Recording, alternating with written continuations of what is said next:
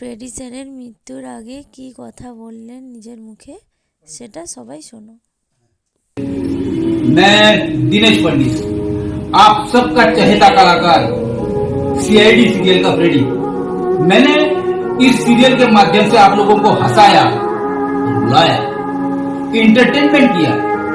आप सबका ढेर सारा प्यार मुझे मिला और अब मैं नया कुछ करने जा रहा हूं। फ्रेडी प्लस ध्रुवी, #फ्रेडू।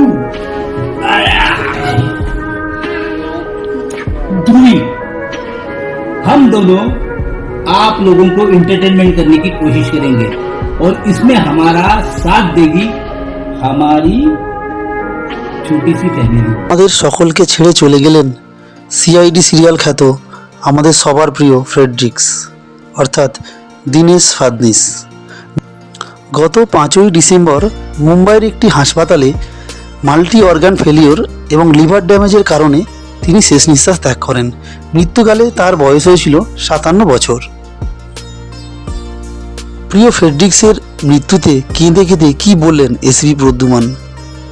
সারা জীবন যিনি সকলকে হাসিয়েছেন, আজ তিনি সবাইকে কাঁদিয়ে চলে গেলেন।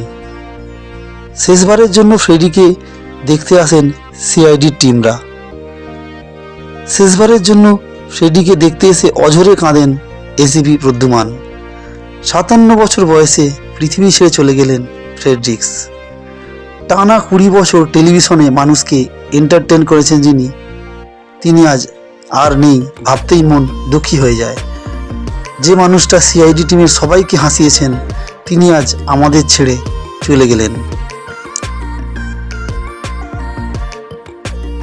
শেষকৃত্য থেকে ফেরার সময় এসি প্রদ্যুমানকে দেখা যায় তিনি একদম বিমর্ষ হয়ে পড়েছেন। এসি প্রদ্যুমান অর্থাৎ শিবাজি সপ্তমকে দেখা যায় সে সময় তিনি যেন কথা বলতে পারছিলেন না। ফ্রেডরিক্স চলে যাওয়ায় তার বুকের মধ্যে যেন গভীর ক্ষত সৃষ্টি হয়েছে, তাই তো মিডিয়ার সামনে তিনি কোনো কথা বলেননি। সিআইডি সিরিয়ালে তার উপস্থিতি মানে দর্শককে আনন্দ দেওয়া। শুধু দর্শকরা আনন্দিত হতো তাই না, সিআইডি টিমের সকলকে একাই মাতিয়ে রাখতেন ফ্রেডরিক্স। শুটিংয়ের সময় সব সময় এই মানুষটি সকলকে হাসাতেন। সবার প্রিয় ছিল ফ্রেডরিক্স। এসিপি প্রদ্যুমান বলেন, ঘরের আপন মানুষ চলে গেলে যেমন কষ্ট লাগে, তেমনি লাগছে। চমৎকার একজন মানুষ ছিলেন ফ্রেডরিক্স। সব সময় সবার বিপদে আপদে পাশে থেকেছেন ফ্রেডরিক্স। ফ্রেডরিক্সকে নিয়ে আপনাদের কোনো মতামত থাকলে কমেন্ট বক্সে জানাবেন।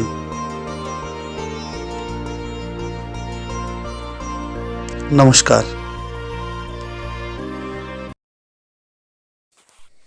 আর এই হলো ফ্রেডি স্যারের বিদায়বেলার কিছু মুহূর্ত।